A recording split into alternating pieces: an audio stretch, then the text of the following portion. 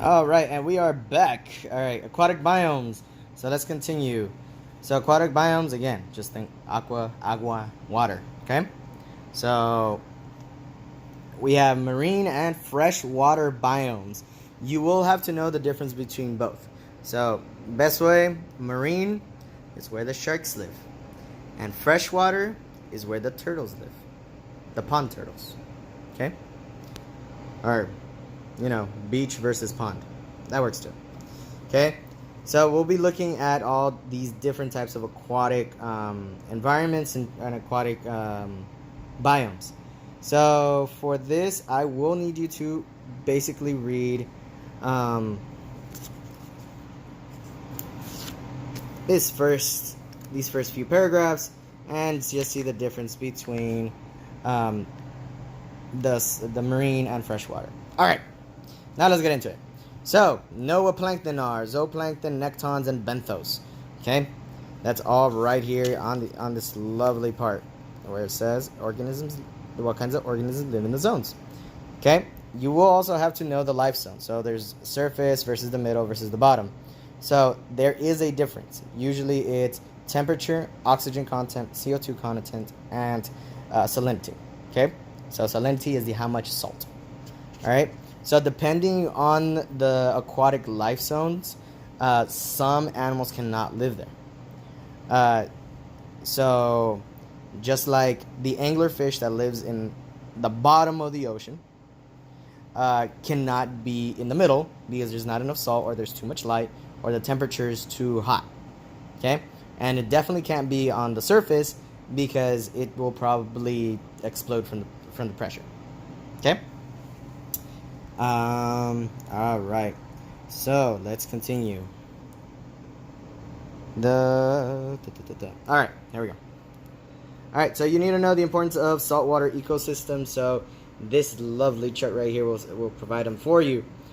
Know basically the different coastal zones and why they're important. So most of the action is within the coastal zones. Okay. So you also got to know the estuaries, coastal wetlands, basically anything that lives there. So coastal zone is basically a nutrient-rich, shallow water that extends from the high tide mark to the shallow edge. So it's sometimes called the continental shelf. So you'll see that there. And know what estuaries are. So just know that it's where the river meets the sea. Okay? These are really cool if you Google them online. There are some that you can actually see a partition. So that's really cool.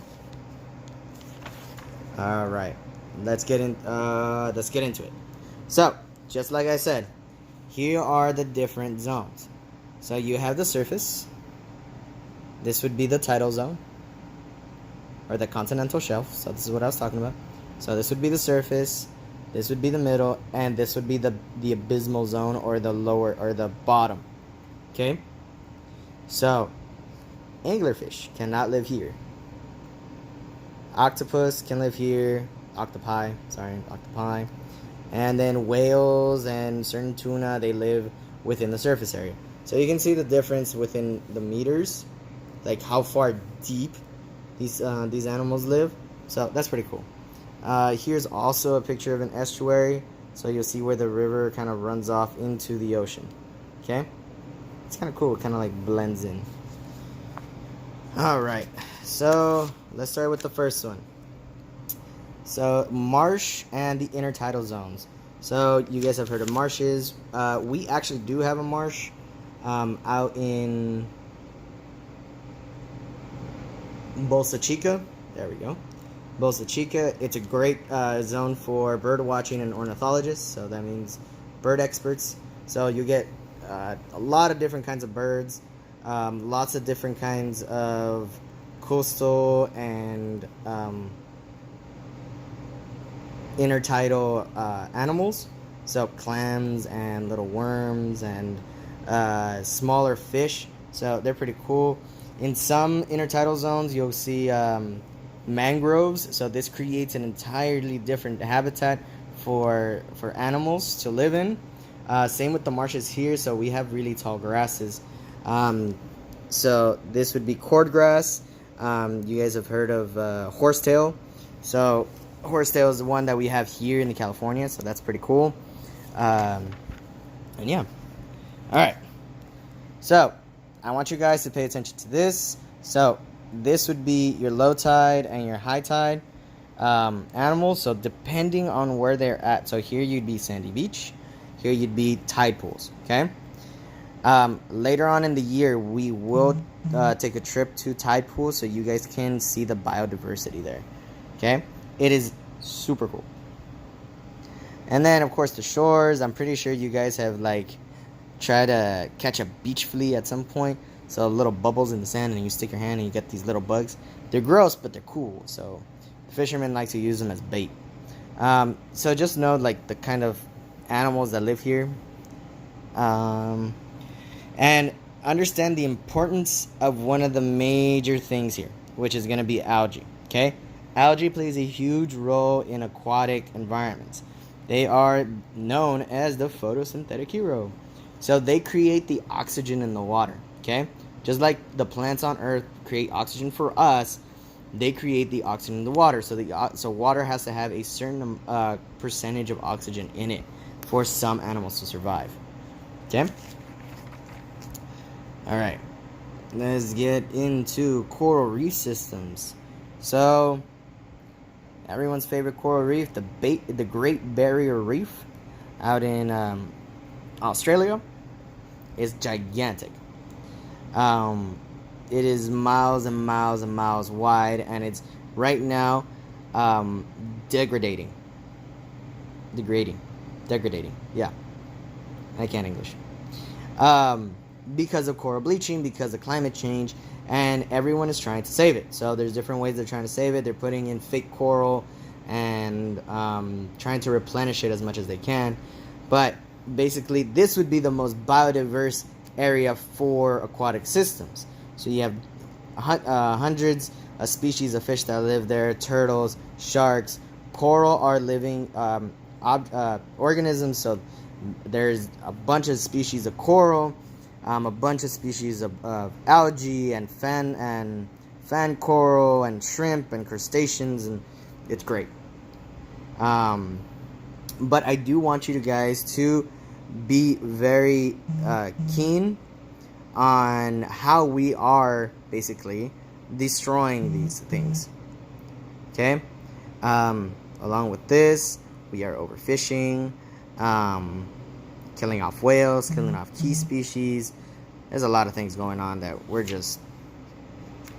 Again, humans suck. Alright. So, this is another way that we are destroying the marine ecosystems. So, just know this. Alright, let's get into freshwater life zones. So, freshwater life zones, you have this beautiful chart on page 137. By the way, I did not tell you where we were starting, huh?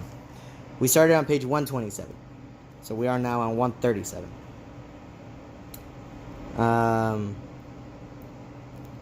So, the limnetic zone, which would be more of the surface zone, profundal zone, and the benthic zone, okay? Depending on how deep, that's where most of these animals lie. Same as the marine layer. So, I want you guys to know the importance of these freshwater systems, okay? So, make sure you look at this chart. So, if you haven't noticed by now, I haven't really mentioned any plants. That's because plants don't live in marine or any aquatic system. Okay, algae is not a plant; it's a protist.